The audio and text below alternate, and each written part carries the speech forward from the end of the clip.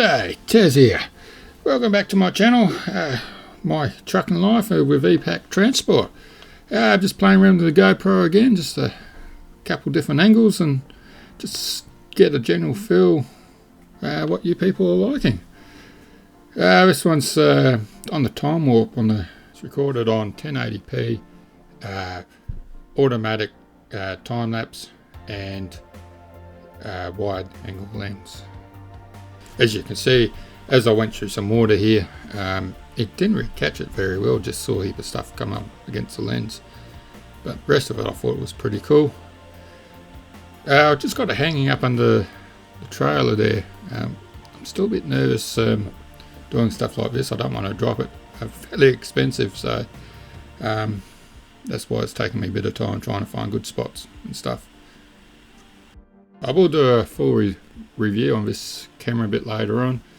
What I found, how easy it is for someone like me to use it with no camera experience at all, and the pros and cons, and yeah, just a general run through what I find with it.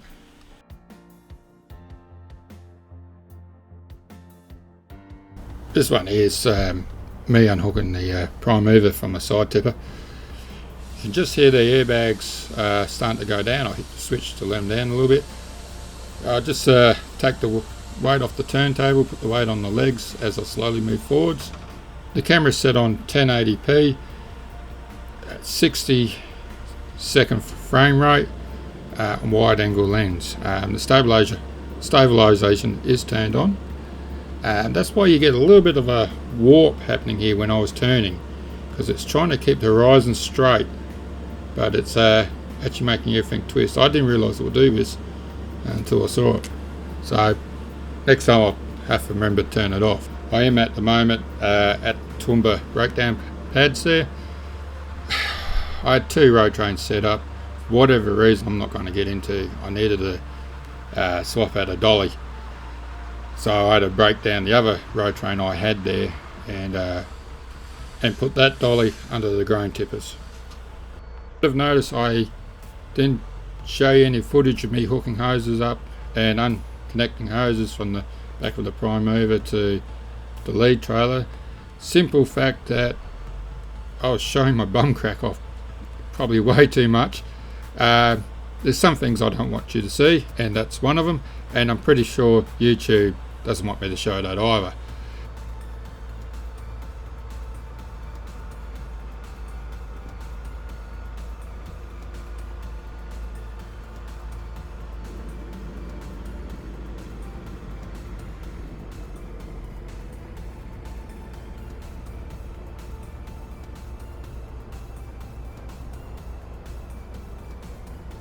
Now I don't usually let the airbags down when I'm backing underneath. I tend to get out and check, but I know this one's pretty right because I've only put it there about 15 minutes beforehand. And that's the magical click I'm looking for. Give it a quick tug test. Now we got the lead camera on the back of the lead trailer pulling up. This is onto the dolly. Give it a little bit of push. Unfortunately you can't see what's going on back there, so usually give it a push, a wiggle, then get out, have a look. So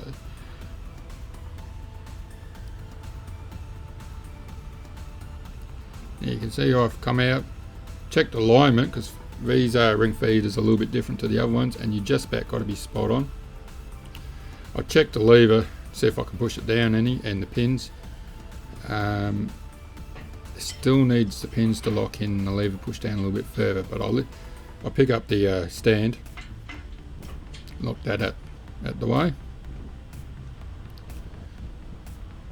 and you just seen it there. The lever dropped down even further and the pins dropped in, but like I said, I have no idea what's going on there, so give it a bit of a wriggle, push, a shove, just to make sure she's going to do it. I didn't realise it happened on the first one. I had no idea, not a clue in the world.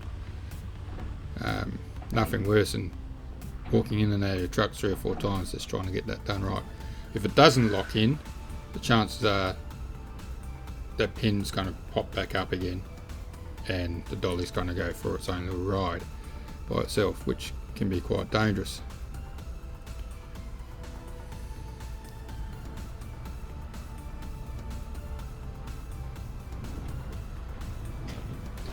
Yes, I talk to myself all the time. I don't know why I do it, I just do it. It's only an issue when I have an argument with myself and I lose. Now I'm going to bobtail this dolly, and as it's towards the end of the day, and I always double guess myself and just making sure I've got the right hose on and turned on. I just had to release the brakes.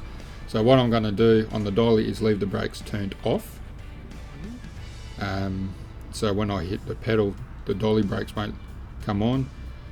If I leave them turned on there with no weight on them, they will lock on and there's a chance of flipping the dolly. So when you're bobtailing like that, air to the brakes to release them, and no air to engage the brakes, basically. Now I'm just working out what the hell I'm going to do with these leads, because if I don't do anything with them, quite often, especially the power lead, hits the ground and breaks.